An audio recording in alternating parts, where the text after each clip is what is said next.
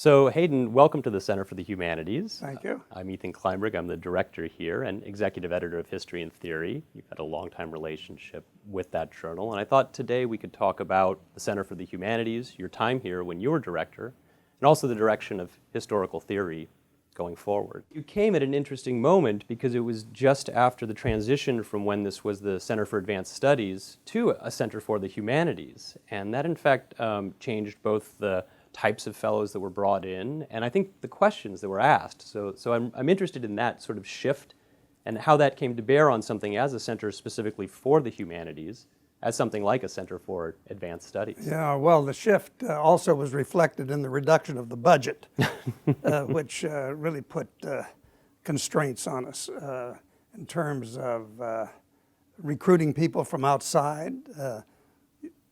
This was just the moment in which travel costs and things like that were going up, and our budget was cut radically, as you would probably know, looking over the history of the economics. And it reflected, in some sense, a tendency that was quite widespread in those years, in which graduate work in the humanities could be economically promoted by consolidating in a center like Center for the Humanities, without having to expand the various departments of the humanities in the universities. Honestly, in these days, people look back at that as a halcyon day for the Center Oh, for really? the Humanities. I didn't know that. As a moment where the faculty remember it incredibly well, and of course alumni. When they think of it, they think that's an incredibly charged intellectual moment, and maybe it's precisely in the economic pressures or some sort of crucible, I'm not sure. Well, it represented for the faculties of the humanities an opportunity to get a semester off from normal teaching load, to come over here for a term and to participate with other people in exchanges, interdisciplinary exchanges, which I have to admit from my perspective weren't always successful. One of the things that my experience at the Humanities Center here was, this was the moment of theory, as you will recall. Right, I mean, Paul Deman was here. Yeah, dominant theory of it, René Girard, John Ferchero. I was struck always by the difficulty it was to find a common ground among humanists, because it seemed to me that the older trivium that had united humanists in earlier times, they all shared an interest in grammar, logic, and rhetoric. That had exploded. And the result was you had the falling out of the different specialties. So we were trying to promote interdisciplinary discourse, and it turned out to be much more difficult than I had anticipated. It turned out that there was no common language, not even theory. Well, it seems that for a while theory served as a sort of meta-discourse, which would allow people to at least think about the grounds about which or on which they were doing their disciplinary work, and so you could find a space there. But then I guess at one point it became theory for theory's sake, and now we're picking up the pieces from that moment and trying to gather ourselves once again and to imagine ways to find that common interdisciplinary ground. Some people call it transdisciplinary, but I think what we're doing here is actually interdisciplinary, where you are finding those moments of intersection and surprise. Well, one of the things I found out both here and when I went to the University of California, which was a predominantly research university environment, was that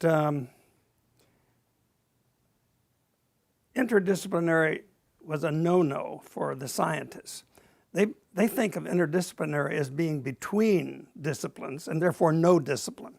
They feel of it as one. They believe in multidisciplinary activity, biology and chemistry, for example, physics and chemistry, things of that sort. You put together different disciplines in a common department or program. And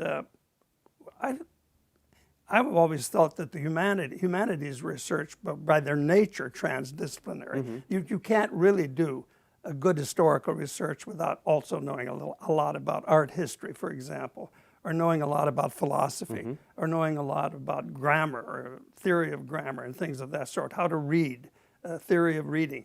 And those things were all in the forefront in those days, but they divided humanists among those who resisted theory, I mean, from the beginning, and those who wanted to go with it in order to search for a different entry. Right. Well, in order to redefine the object of study, what constituted an historical entity as against a non-historical one? How would you identify something by its historicity? Now, those are theoretical questions. They're not resolvable, Right. but they can allow you to generate hypotheses that allow you to look at things in a different way. But you had people who were trained in the older philological Yes. tradition, and they were resistant to this that. because it seemed to be, as you said, theory for theory's sake, which, by the way, no mathematician would object to. That's true. And no theoretical physicist true. would object to.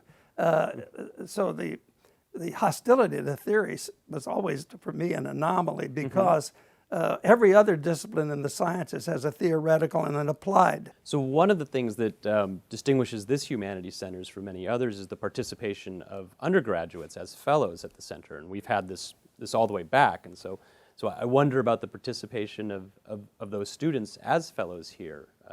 Well, you know that bright undergraduates in their junior or senior year are hardly distinguishable from first-year graduate or second-year graduate Yeah, students. the best ones are, that's true. So in one respect, the participation of undergraduates here at Wesleyan provided kind of transition to this kind of a world of graduate student life that most undergraduates really don't know, even though they may be headed towards graduate school. Could I ask you about directions in form that you see forming now? I mean, we talked a little about this earlier. I feel that this is a really interesting moment for history and historians, for historical thought, because there's an enormous possibility because of digital technology, because of other kinds of formations that liberate us from a monograph or a codex or a certain narrative form of writing. I think in some ways this is a great meta-history moment. Well, it is. And a good example is what's happening in what used to be called documentary, filmmaking and archival work. The notion of what constitutes a document completely falls apart when you start thinking of images rather than discourse, because the word document, as you know, comes from a Latin term which means to speak. So the document speaks, but the image doesn't speak. And today, people are thinking about how you would put together an account of an historical process with nothing but images, constellations of images and so forth, in the way that Benjamin theorized. Yeah, that's what I was thinking. And I think that a lot of contemporary novels, such as in the work of Don DeLillo, be the best example right now, a lot of the things that drive us to reflect upon the past are being handled more by novelists than by historians, because a novelist can add an imaginative dimension that allows the work to speak to the whole person and to the emotional dimensions of the reader, not only to the intellectual or the rational faculty. And it seems to me that, as you say, digitalization, I mean, when you go and imagine the reconstruction of a historical battle in the way that, what do they call, Transformers, films like, what do they call, the Transformers or something like that, or Total Recall or some of these special effects things. I think that there's much to be look forward to in our field. The resistance of historians to these is not unlike 40 years ago, the resistance of the American Historical Review to thinking about movies, historical movies at all. They wouldn't review historical movies. They wouldn't review historical documentary film.